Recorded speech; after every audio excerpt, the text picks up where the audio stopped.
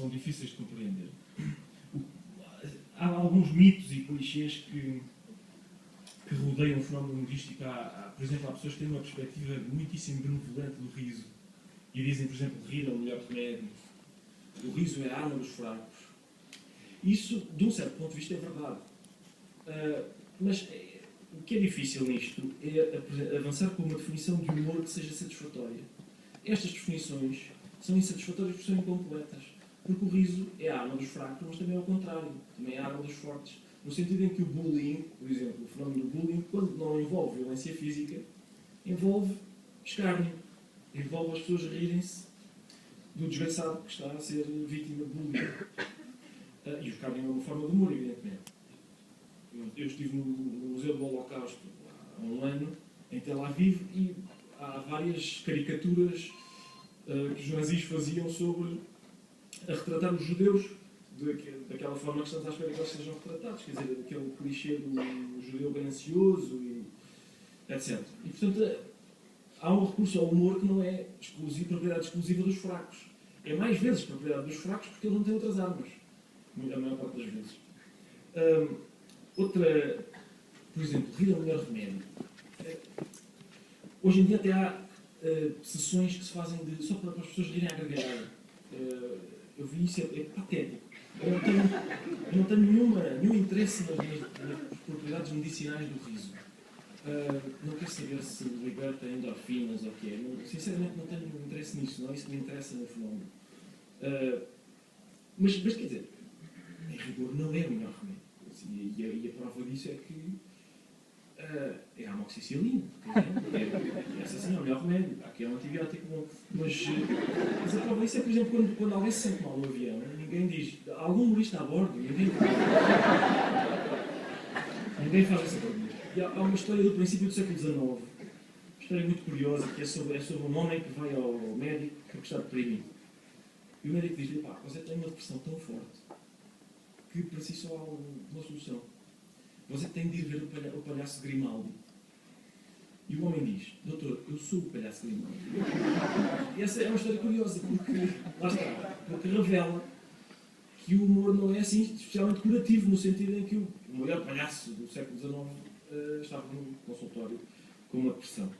Eu queria ainda falar-vos acerca dessa benevolência com que as pessoas às vezes olham para o humor e que levou um filósofo que eu gosto imenso de ler, que se chama Slavoj Žižek. É um esloveno, que é muito engraçado, porque ele fala como aquele papo de gente animada. Sempre assim. E é fascinante ouvi-lo a falar, explanar raciocínios complicados. Mas sempre com esta voz, é mesmo divertido. E o que diz o Slavoj Žižek sobre o riso não é nada de muito simpático. O que ele diz, e eu acho que é verdade, embora também seja incompleto, o que ele diz é que é importante não esquecer que o riso, que o humor tem uma componente de sadismo forte. E que, por exemplo, diz ele, acho eu com razão, o mal e o riso, às vezes, e o humor partilham a mesma estrutura, digamos assim. Ele dá 3 ou 4 exemplos que não por acaso têm todos a ver com o Holocausto. O que ele diz é, por exemplo, à porta de Auschwitz está aquela frase que toda a gente conhece, que é o trabalho liberta. E o que ele diz é mandar milhões de seres humanos para um campo de concentração para fazer trabalho inútil e absurdo e que é basicamente uma pré-condenação à morte e brindá-los à entrada com a frase o trabalho liberta é como estar a violar uma pessoa com uma t-shirt que diz o sexo dá imenso prazer. E de facto isso basicamente o que ele diz é que aquilo num certo sentido, num sentido muito perverso, é humorístico. E ele dá mais 2 exemplos. Num outro campo de concentração, em que os nazis estavam a fazer aquilo que nós sabemos, a seres humanos, há uma árvore em que eles não tocaram. No centro do campo de concentração eles preservaram aquela árvore, porque era a favorita do Goethe. E é curioso que pessoas que estão a fazer aquilo a seres humanos digam, calma, mas nesta árvore não se toca, porque culturalmente é importante para nós. E ainda outra questão, da qual não me lembro agora, mas que é bem reveladora também disso que eu estou a dizer. Já sei.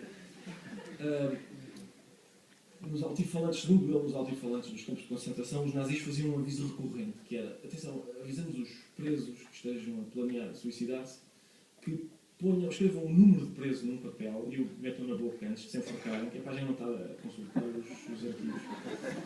E, de facto, nós soltamos um riso nervoso com isso, mas é, de facto, um riso porque, como diz Slavoj Žižek, basicamente aquela maldade partilha a estrutura, uma espécie de estrutura cómica, uma estrutura cómica daquela maldade. Bom, agora queria fazer um breve intervalo para dizer, e depois no fim, se tinha combinado para o Valentim, no fim temos espaço para perguntas. Tendo em conta que tudo o que eu estou a dizer é fascinante e de certeza que levantará dúvidas. Queria falar-vos sobre... há basicamente 3 grandes teorias que explicam o fenómeno humorístico, que explicam a razão pela qual as pessoas riem. E uma das razões pelas quais o riso tem má reputação, e eu digo que tem má reputação, e acho que basicamente é bastante fácil de verificar que tem, porque até na linguagem nós temos isso, há ditados como muito riso pouco siso, quando não há nada que relacione uma coisa à outra, ou pateta alegre, por exemplo, quando a tristeza pode ser tão patética como a alegria, por exemplo. Mas a primeira dessas teorias é uma teoria que começa com Aristóteles e dura 2000 anos, basicamente vigora durante 2000 anos, vai de Aristóteles até Thomas Hobbes. E é a teoria da superioridade. O que diz Aristóteles é que nós nos rimos porque nos sentimos superiores em relação àquilo de que nos estamos a rir. O que Aristóteles dizia basicamente era que o riso nasce de uma espécie de inversão do oráculo de Delfos. Em vez de conhece a ti mesmo, aquele de quem nos rimos desconhece-se a si mesmo. E por isso acha que é mais bonito, ou mais rico, ou mais sensato do que realmente é. E é isso que nos faz rir, segundo Aristóteles. E, portanto, o facto de nós nos rirmos disso torna o nosso riso relativamente duvidoso do ponto de vista ético. Estarmos a rir-nos de outra pessoa porque nos sentimos superiores a ela não é especialmente, enfim, moral. Thomas Hobbes cunhou uma expressão que ficou célebre, que é sudden glory, glória súbita. É uma expressão curiosa.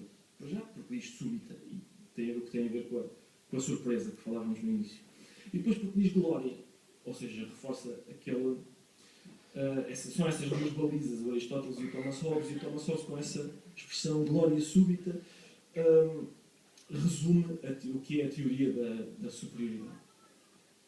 A partir de certa altura começa a haver algumas críticas à teoria da superioridade. Por exemplo, há um senhor chamado Francis Hutcheson, que é um dos primeiros críticos, e isto faz algumas críticas que são sensatas e curiosas, como por exemplo a seguinte, diz ele: se nós nos rimos apenas porque nos sentimos superiores, então porquê que não vamos todos passar uma tarde numa enfermaria e rir à gargalhada dos estropiados que lá estão? É uma boa crítica. Outra crítica que ele faz é: se a alegria que nós obtemos advém exclusivamente do facto de nos sentirmos superiores, então porquê que os nossos animais de estimação são, por exemplo, cães ou gatos, e não, sei lá, uma ostra, para nós nos sentimos verdadeiramente superiores ao bicho? E ainda uma terceira crítica que também tem a ver com animais de estimação, que é, se isso é verdade, se nós nos rimos tanto mais quanto mais superiores nos sentimos do objeto de que estamos a rir, então porquê é que quando um cão está só a ser um cão, nós não lhe deixamos piada, mas quando ele está mais próximo de nós, com uma sainha e a tentar dançar, nós lhe deixamos aí graça? Claro que esta objeção se pode objetar ainda que quando o cão está a ser só cão, não está distante nem próximo de nós, está a ser um cão. Ele só se tenta aproximar de nós e falha, e é por isso que a gente se ri, quando ele tenta pôr a sainha e dançar nas duas patas traseiras. Mas enfim, mas são boas críticas da teoria da superioridade. E a partir de certa altura,